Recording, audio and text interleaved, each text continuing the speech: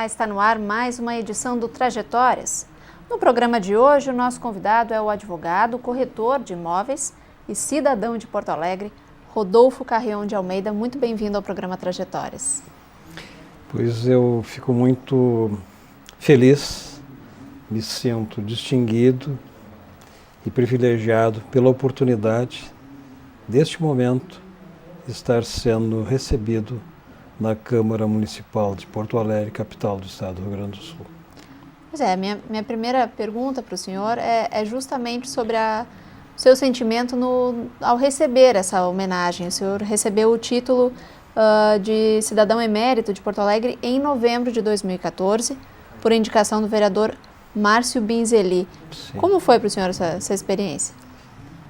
Pois veja, eu creio que a minha trajetória de vida tenha sido sempre, seja de muita simplicidade, destituída e despida de vaidades. Porém, com muita rígida procedimento de conduta ética que eu colhi no seio familiar, nos exemplos que ali tive a oportunidade de compartilhar.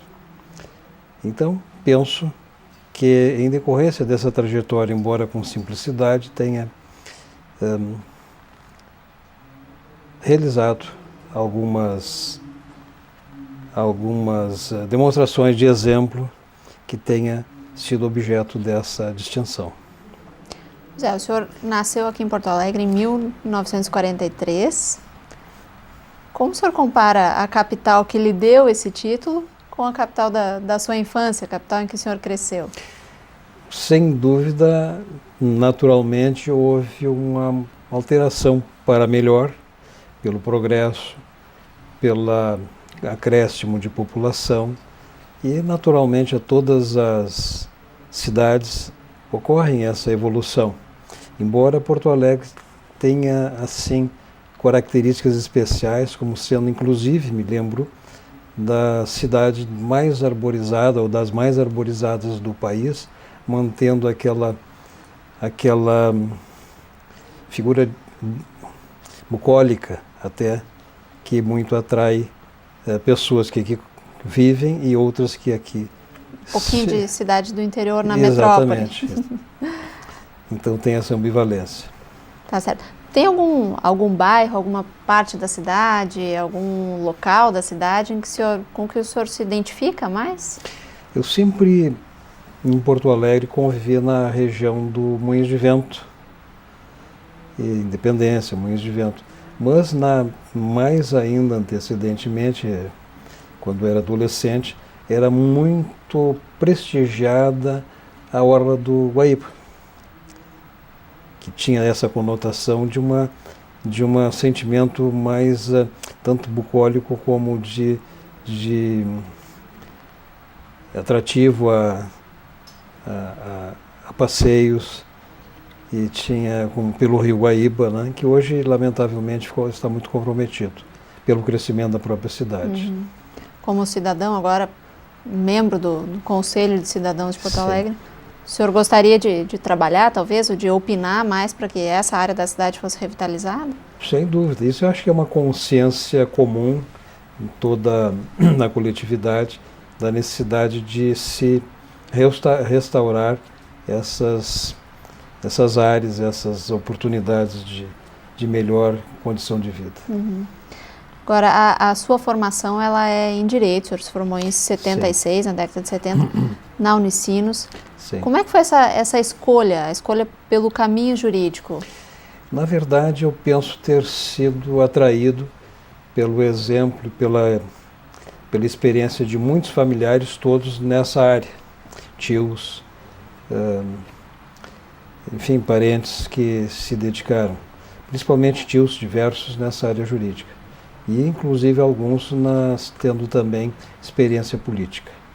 Pois é, o seu avô foi vice-intendente de Porto Alegre lá no início exatamente, do... Dr. Donário Lopes de Almeida, era engenheiro, e foi na época de Borges de Medeiros, era correligionário, e foi por 3 legislaturas prefeito da cidade de Camaquã, onde teve a oportunidade de desenvolver muito aquela região. E em diversas áreas de aprimoramento das condições de melhor convivência da coletividade. E depois isso foi na década de 1900, primeira década, e depois, residindo em Porto Alegre, veio a ser compartilhar com José Maltari a vice-intendência de Porto Alegre. José Maltari prefeito e ele vice-prefeito. O senhor considera que houve aí alguma herança política, enfim, algo que passou até a sua geração de consciência política, digamos assim? Com certeza, sempre fica, né?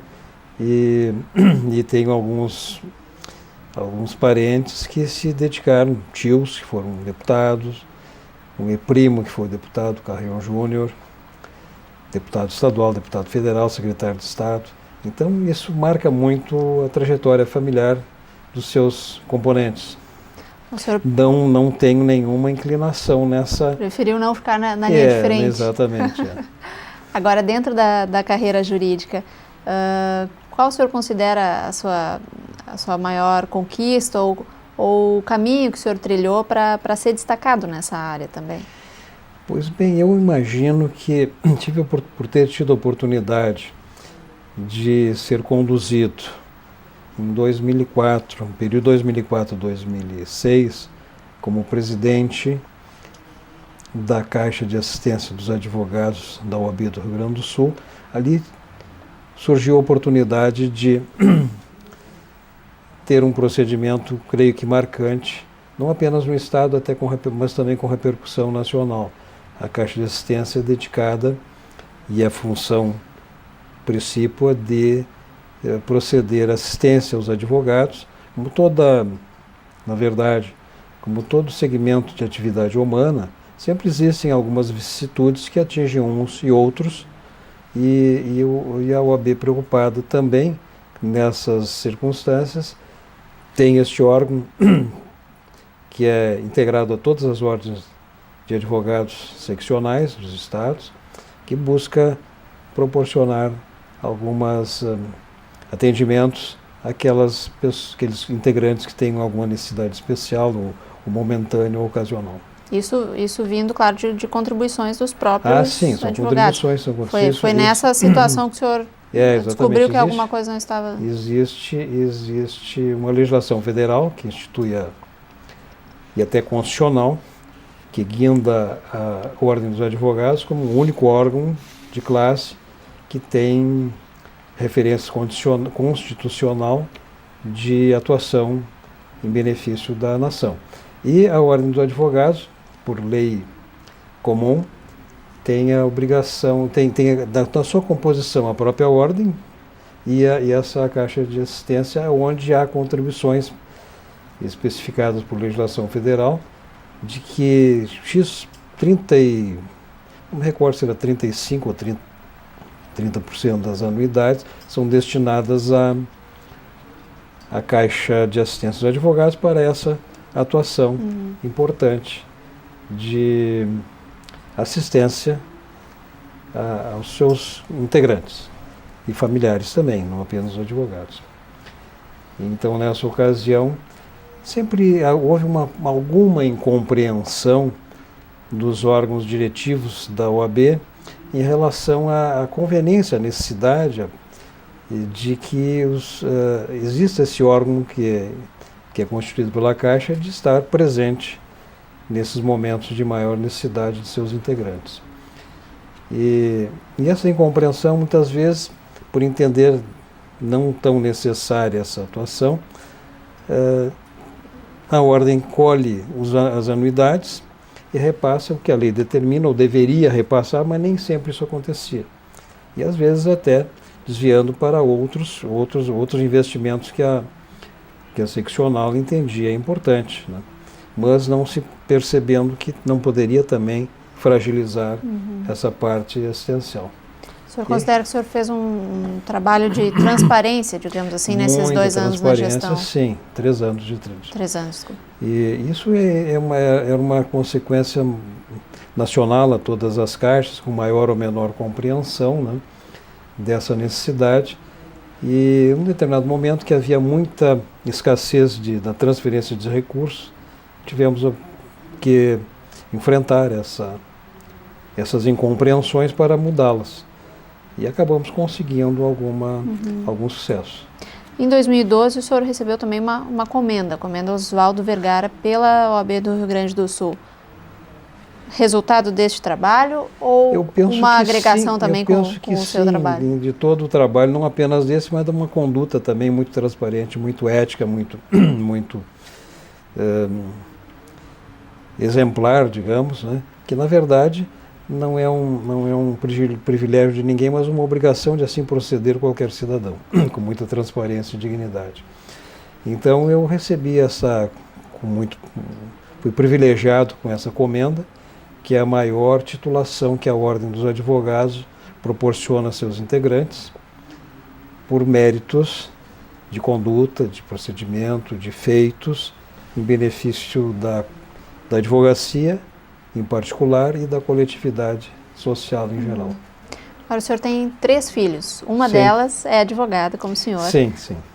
São esses valores que foram compartilhados pelo senhor? Não sei se vocês trabalham juntos, mas tem essa, de vez em quando? Também. Tem essa... Transferiu esses valores? Não, com certeza, pela convivência familiar, é natural que haja possibilidade quase que consequente dessa absorção de procedimentos. E com certeza, em relação a ela colheu esses procedimentos que vêm já de ancestrais, né, sendo colhidos, aprimorados e procedidos. Né. O senhor trabalha com várias áreas do direito, digamos assim, e há muitos anos. Como o senhor concilia isso com a atividade de corretor de imóveis, a que o senhor passou a se dedicar há algumas décadas? Na verdade, a minha atividade principal sempre foi na advocacia, que tem uma predileção especial. A atividade de corretor de imóveis era mais ocasional, então não interferia muito. Às vezes conciliava na advocacia essa extensão, mas principalmente a advocacia. Sempre foi exercida com primazia. E é nessa área que o senhor pretende continuar atuando com mais... Tem algum plano para o futuro? Veja-se, fazendo um exemplo talvez um pouco não apropriado, é como o religioso. O padre da Igreja Católica, ele é sempre padre, né? E o advogado é sempre advogado, mesmo que eventualmente estivesse trabalhando menos ou até aposentar, mas ele continua sempre com aquele galardão da profissão que abraçou. Então ele continua sempre. Nesse sentido, considerando a profissão quase como um sacerdócio, Isso. O senhor acredita que a OAB tem feito um trabalho permanente e contundente no sentido de preservar a democracia no Brasil, de incentivar, talvez? Com certeza, eu entendo que sim, sempre. Sempre foi muito atuante, sempre esteve junto a outras entidades de destaque nacional, como a CNBB, como a entidade que congrega a imprensa, né?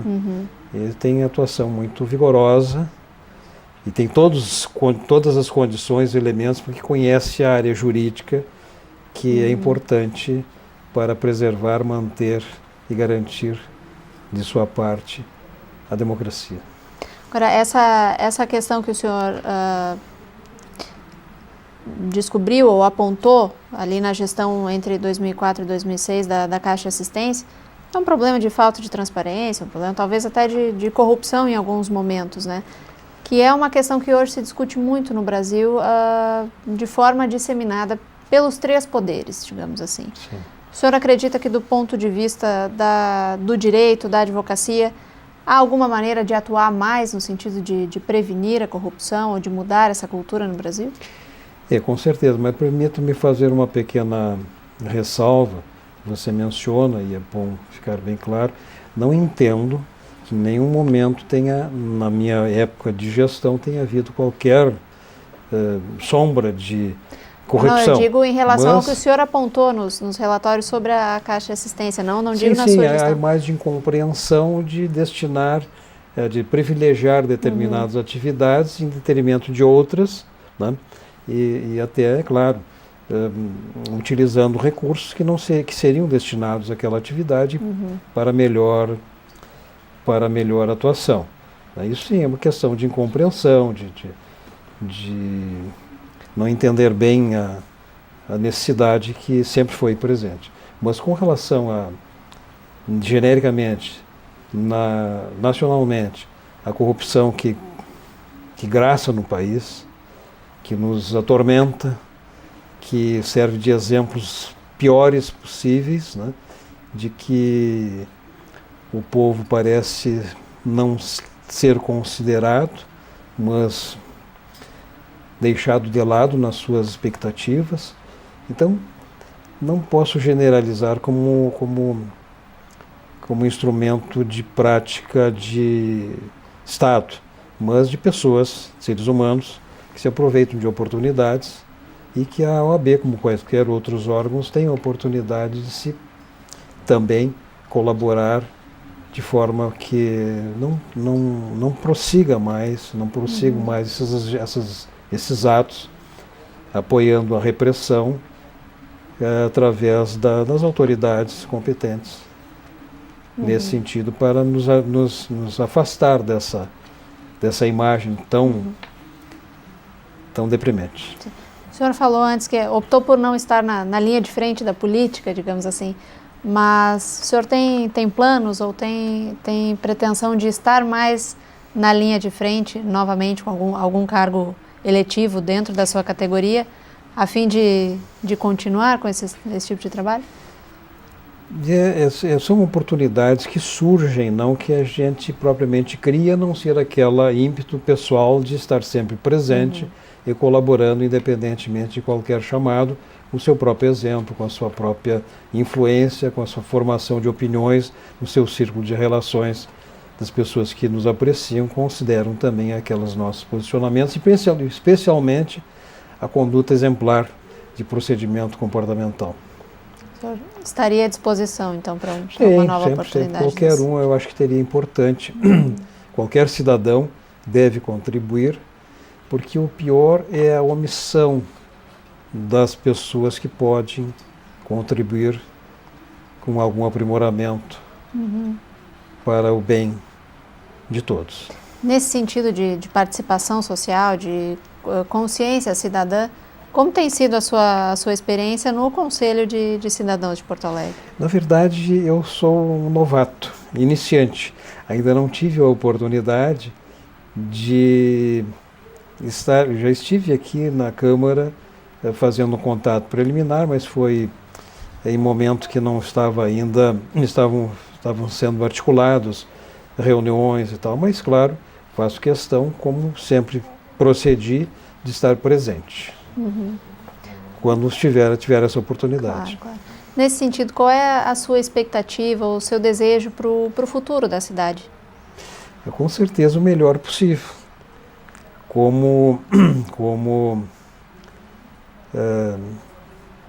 E com a participação de todos que puderem melhorar. A gente pode, sendo fiscais da sua observação, né, podendo levar aos órgãos que se tem acesso alguma sugestão de melhoria.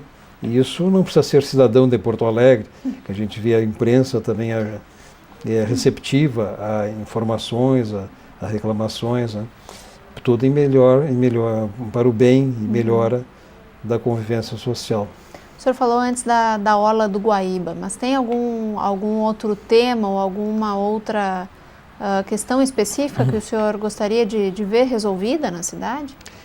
Veja, a cidade, como todas as cidades, naturalmente crescem.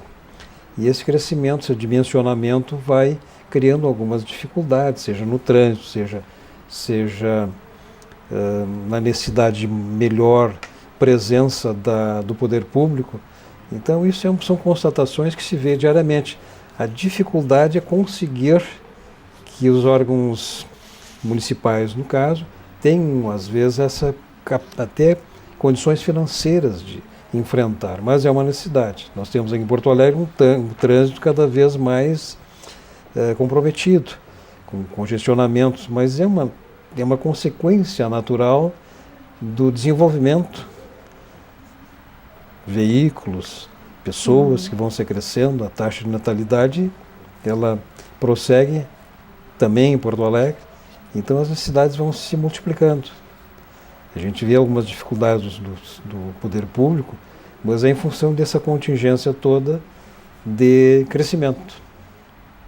O senhor acredita que há também alguma espécie de confusão jurídica, digamos assim, porque hoje temos muitas leis sobre muitos temas e leis em várias instâncias, que às vezes até limitam a gestão pública ou dificultam os projetos da gestão pública. O senhor, do lado da lei, do lado de quem cumpre a lei, o senhor acredita que há essa questão? Existem no país muitas leis, mas o que me parece é o desconhecimento da maioria delas e também a falta de observação dessas leis. Leis existem, mas muitas vezes já vi, em alguns momentos, pessoas sugerirem a instituição de novas leis, quando já existem leis, se não idênticas às pretendidas, muito semelhantes, mas não há observação, não há o cumprimento, não há execução. Então precisa, penso, se observar mais a prática daquilo que já está estabelecido. Tá certo. Esse é o seu recado para quem lhe assiste? Também. Tá com certo. certeza. Rodolfo Carrião de Almeida, quero lhe agradecer muito a presença aqui no programa. Carrião Lopes de Almeida. Carrião Lopes de Almeida, exatamente. Quero lhe agradecer a presença aqui no programa Trajetórias e desejar uma boa continuidade do seu trabalho. Muito obrigado. Finalizo dizendo me sentir privilegiado pela oportunidade que o momento enseja de aqui estar recepcionado na Câmara de Vereadores de Porto Alegre, capital do estado do Rio Grande do Sul. Tá certo. Muito obrigada. Obrigado. Eu agradeço também a sua audiência. O programa Trajetórias de hoje termina aqui, mas na semana que vem a gente volta com mais uma personalidade que ajuda a construir a história de Porto Alegre. Não esqueça que você pode acessar este e outros programas lá no nosso blog, tvcamara-pors.blogspot.com. Você também pode entrar em contato por meio da nossa página no Facebook. Até o próximo programa.